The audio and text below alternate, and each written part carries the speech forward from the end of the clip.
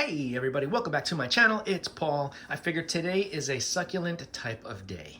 It's night here, but when you watch this, it may be day. It may be night, who knows. But so I figured let me take out some of the succulents that I have shown before, some that you haven't seen, and just go through and see how they're doing in the way that they're growing, because many of them are in unconventional ways to grow, because you know that's my thing. But before we get started, if you enjoy this video or videos like this, don't forget to give it a thumbs up,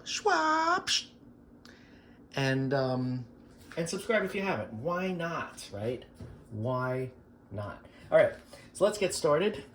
This is a plant that you guys have seen if you've been following. This is one of my hybrid aloes in water culture. Now, this has been in water for a year or two, maybe 3. I cannot remember exactly when I put this in, but it has been in water culture for a while. You can tell there are a lot of roots, and you can see there is some new root growth, the white roots. Now, I learned something, because, you know, you're always learning. Until we're not here anymore, we're always learning. So just because I've had this in water culture for a long time doesn't mean that I know everything there is to know about water culture, about this plant of water culture in particular. But what I did learn is I let it dry out because, you know, succulents, they like that wet dry cycle. They like to have a period of drying out. Not only does it prevent root rot, but I'm learning that it is part of their growth pattern. It definitely, they've evolved to go through a dry period. And the reason why I say that is because once I let it dry, this has been in water culture for a while, and it kind of stalled. It wasn't really doing much of anything. It wasn't really growing. It was just kind of existing. So I said, all right, let me give it a change. I'm going to change it up. So I let it dry out completely, and then I filled it up with water, not all the way, just like about halfway. And I did that a couple of times, and we've got some new growth coming in. We've got some new root growth coming in. So it's obvious that these plants are accustomed or have developed to require some sort of a dry period in order to kind of kickstart growth again. That's just my take on it, because that's what I've experienced with this. But yeah, now this plant is just continuing to go. And really not much maintenance I need to do on this, but I just want to share it with you. So who said you can't grow aloe in water? Not I. Okay, next. This is a really cool Haworthia. This is one of the fairy washboard Haworthia, but it is a variegated. Look at the colors. I love this. I may have shown you guys this already. I can't remember, but I love that most of it is variegated and there's a little bit of green. But it's not under lights. Oh, look under there too. That's cool. It is under light, but not directly. So it's not getting a lot of bright light at all. So it's starting to turn green again. You can see in the crown, right? I don't mind. I just think that it's really, really pretty, really cool. And yeah, and that's that. This one I have in sphagnum moss, which is completely dry right now, but I'm going to leave it dry for a little while. I only water this maybe once every few weeks, once a month, because the moss holds onto water longer than a lot of other substrates, and I don't want to have any problems. And it works really well because it does, even though it holds onto water, it definitely does dry out, and it also holds pockets of air, because it's not completely packed down. So yeah, if you like this kind of thing, I say go out and get one. It's just really, really cool and whimsical. And this is an old ceramic, what came in here? I think it was a lucky bamboo many years ago. And I figured, you know what? I'm not using it. Why don't I just put this in there? It has a little elephant on it. So it's really cool, right? I like it. All right, put this one back. Next up, you guys have seen this before if you've been watching. This has been severely neglected. This is my beetle peperomia. Is it quadrangularis? I have the name under here. No, angulata. Angulata. Peperomia angulata. These leaves are like cardboard. They feel like Hoya leaves, right? The older ones at least. The newer ones kind of soft. But this plant is an acrylic yarn. It has Nutricoat fertilizer, but it dried out a lot recently, a couple of times. So it kind of just paused, and you can see there is some drying out, some browning on the leaves, some of the leaves, probably because of that. What is this? Is this an old leaf? I don't know what that is. But yeah, you know, I gotta stay on top of it. It has a reservoir. It's a self-watering, so I really need to do better. But the plant is still thriving. It's still doing just fine. And this doesn't get any light at all. It's in an area that's let's see, 1, 2, like 3 feet away from a north-facing window. So the north-facing window really isn't very bright at all at any season, and this one is like 3 feet away from that. So it's really not getting much light at all. Very dark green, probably because of that, but it's thriving. As long as I water it, it's thriving. So yeah, there you go, my little peperomia beetle.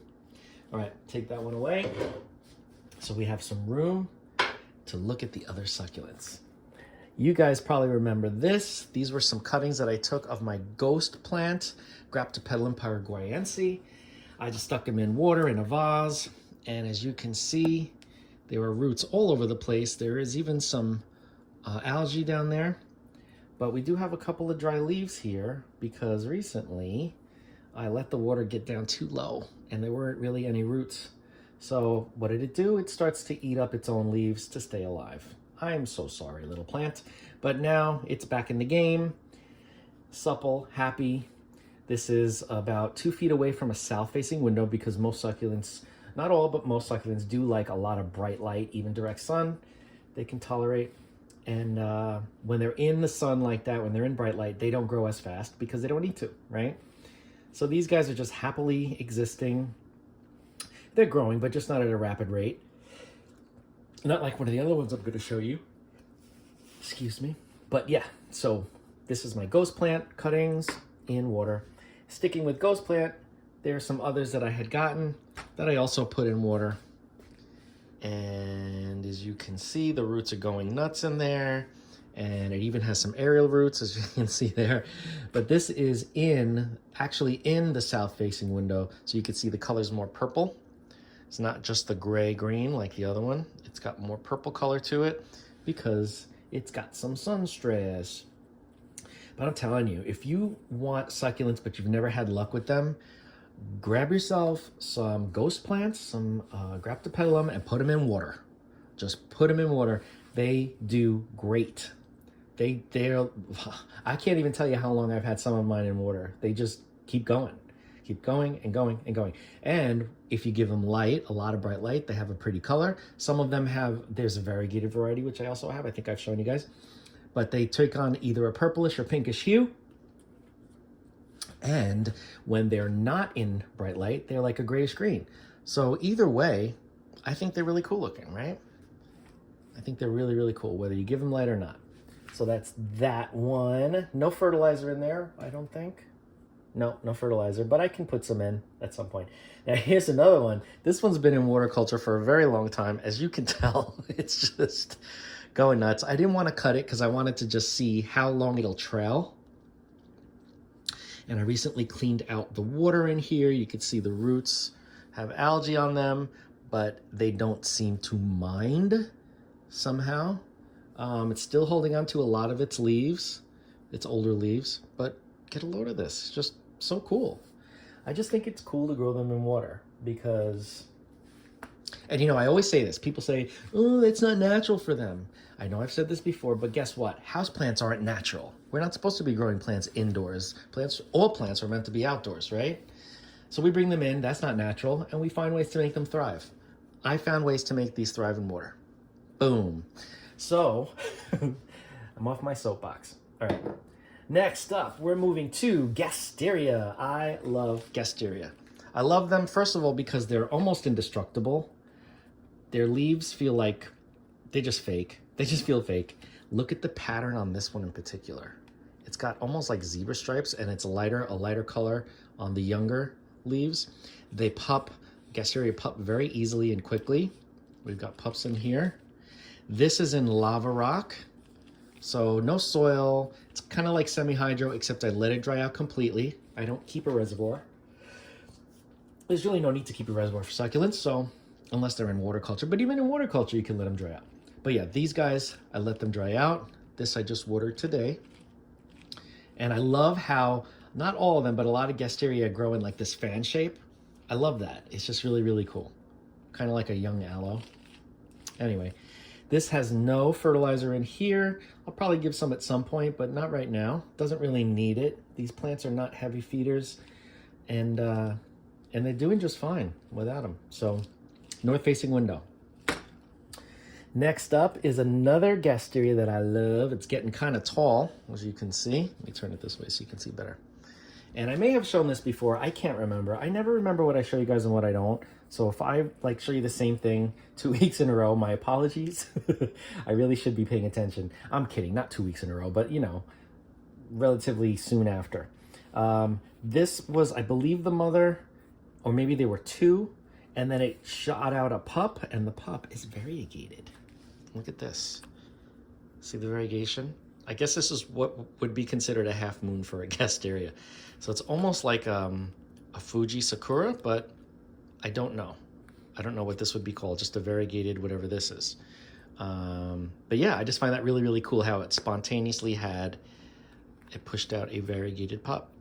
But I'm telling you, this plant, look at that. It's very, very thick, happy, firm. This is in soil still. Oh, look at, this is a nice shot right there. Look at that, zebra stripes.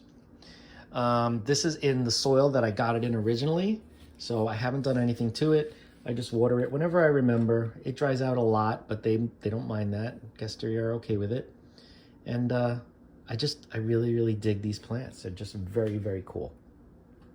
Again, north-facing window and no fertilizer. All right, last but absolutely not least, I think I did a video on this, correct me if I'm wrong. This was an aloe cutting that had no roots. And I said, I think I did it on video too. I was gonna put it in some lava rock to get it to grow some roots. Well, we got the roots of all roots. Look at this. That's the growth point there, the growth tip. It grew all the way from down here. And there's a bunch of other roots over here somewhere. Yep. Let me take it out of the second cup. You can see a little bit better. So yeah, look at that root. That's a serious root right there. It looks like an earthworm. And I don't keep a reservoir in this either. I just water it, and it has a hole. I cut the edge off, so there's an opening here. So I let the water run through. I let the lava rock get soaked, and then I just put it back in the other cup just so I don't ruin the furniture. But the plant is thriving. It's definitely rehydrating itself, because I think in the other video it was kind of like very wiry because it was dehydrated, but this one is doing phenomenally well. They love growing in rocks like this. Not just any rocks, because if you get gravel doesn't really hold water very well, but lava rock, since it's very, very porous and has all those little pits and holes, it holds on to moisture to continuously give, until it completely dries out, give some moisture to the plant. So this is gonna do just fine. I believe this is one of the tree aloes that will get very tall. So I'm very excited about that. Yeah, and that's that. That's all she wrote. So if you have any questions on any of these plants, you know what to do. Reach out, we'll talk. Don't forget to like, comment, share, and subscribe. Hit that bell if you want to be notified, and I will see you in the next video. See you next time.